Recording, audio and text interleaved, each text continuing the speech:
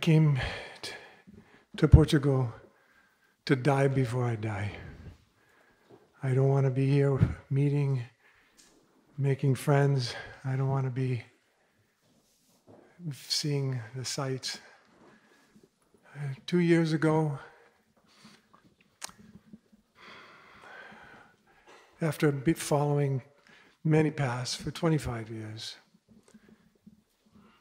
one day I was reading out of 100 books I'd collected, and I started crying, and I said, the answer isn't in a book. The answer's in me. And I went to the internet, and I found my beloved. And from that moment on, my head and my heart have been resting at your feet. I was awake all night, restless. I've yet to find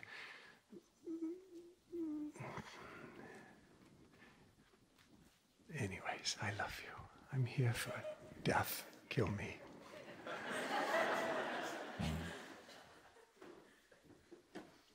Yeah.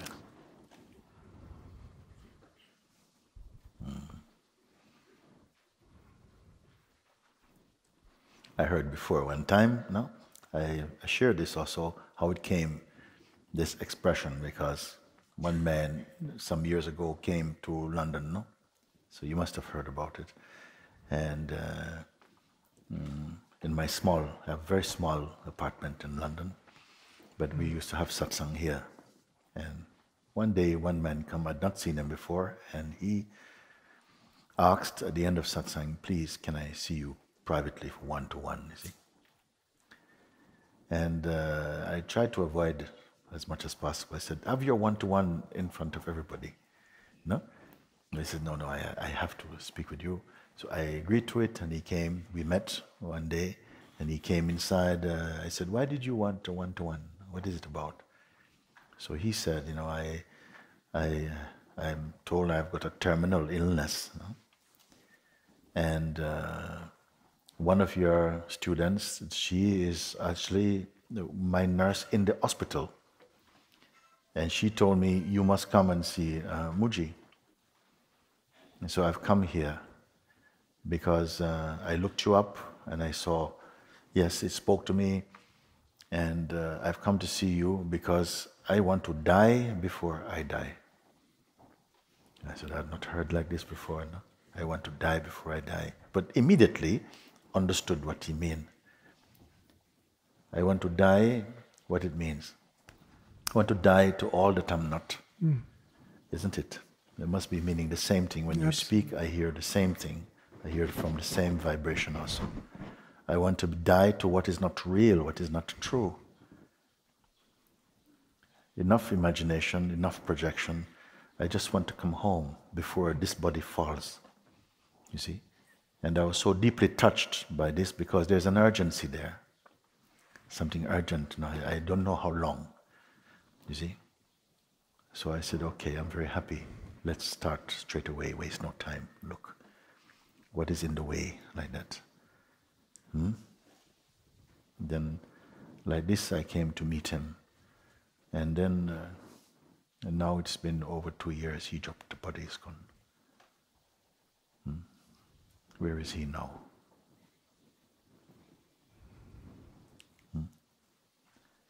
So now your question come, I wish to die before I die, and I feel this should be everyone's deep prayer, request.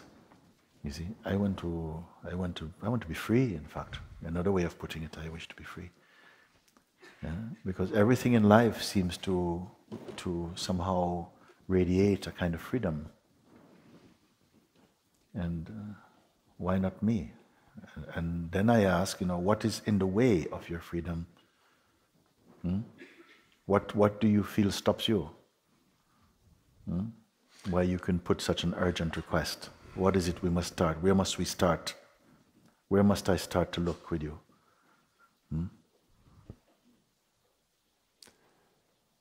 I've read all your books. I've transcribed every one of your satsangs into volumes of. After watching them, I transcribe them hand by hand.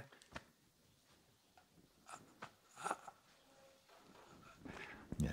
What am I not finding you? Yeah. I hear you, I speak you, I am you. I only resonate in life for you.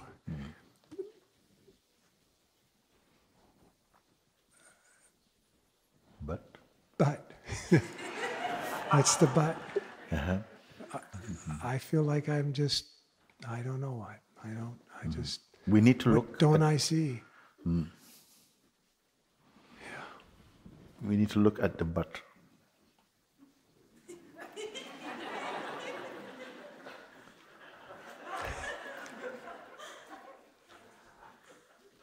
Or what is the but in front of?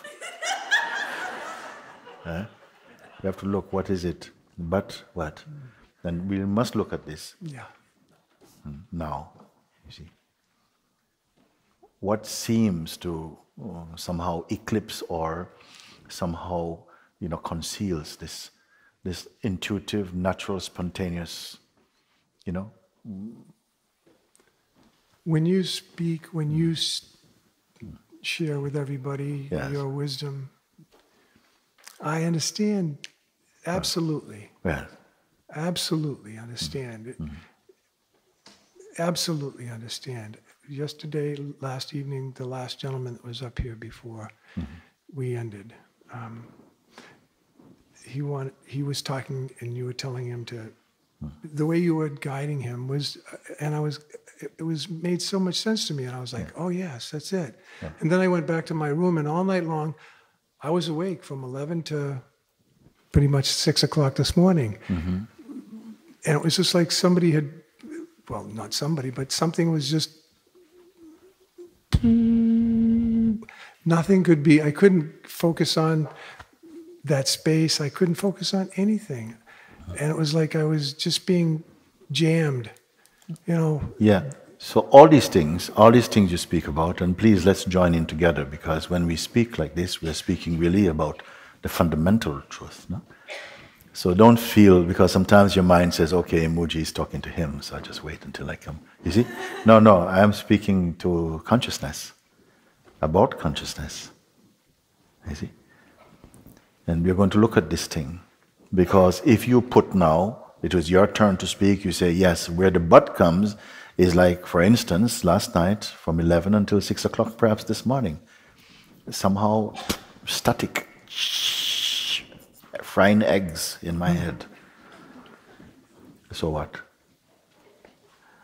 Unless something is saying, this should not be, or this represents, that I'm not yet in my heart. yeah. You see? Something is saying, this means I'm not yet in my heart, because I'm sure the Buddha did not have no eggs frying in his head. Nobody, you see? So this is itself, because it feels unpleasant. You see? But does it? I mean, we can look at it, and I really want to. You say, why is it going on like this?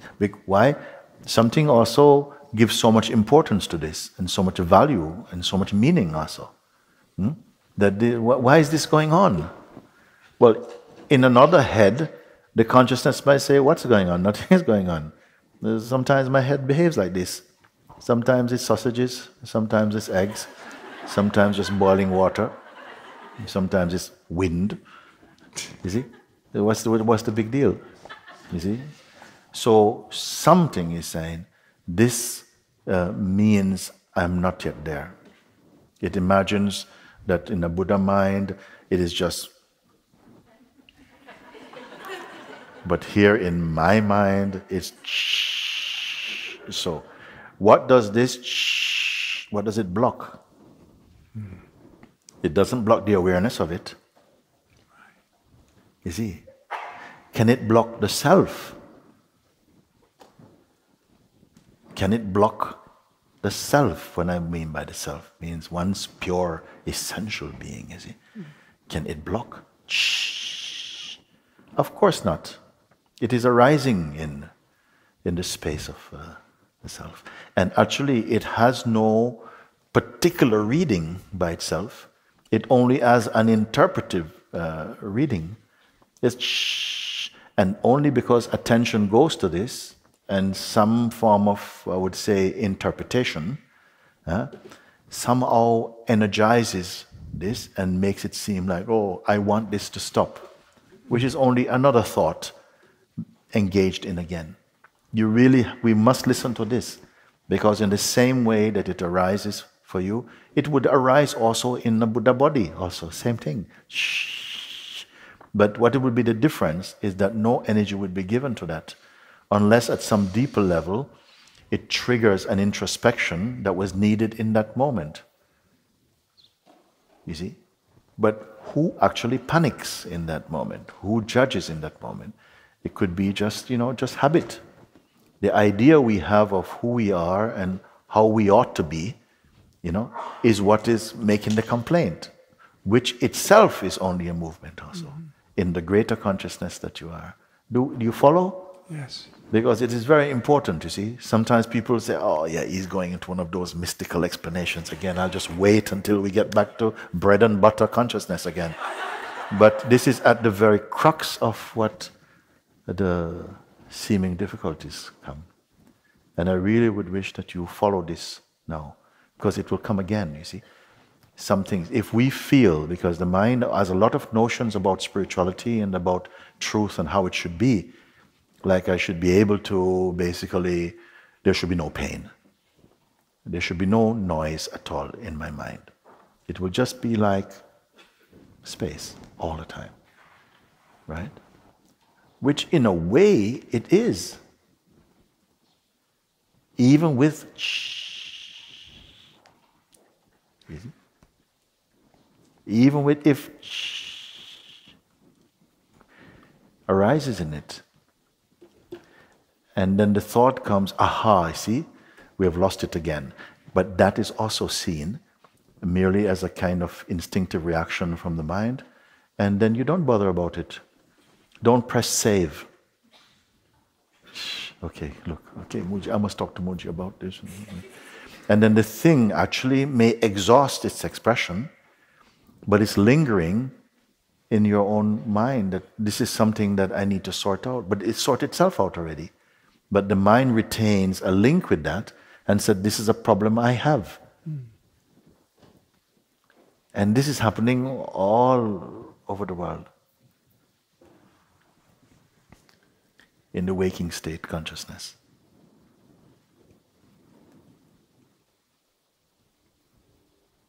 Now, mind might say, but I don't feel it here.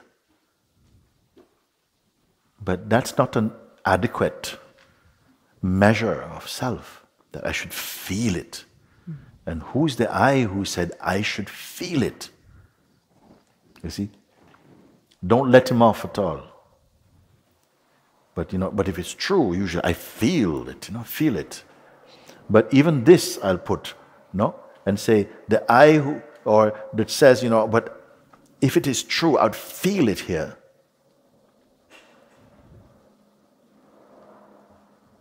And this is purchased every time almost, that this voice is true. This is a credible voice.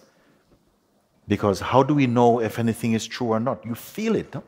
I feel it. It's true. And how many times you've been wrong? Sometimes we feel something deeply and say, yeah, this is really, I really feel this. In fact, many times we have a judgment formed in the mind you really believe.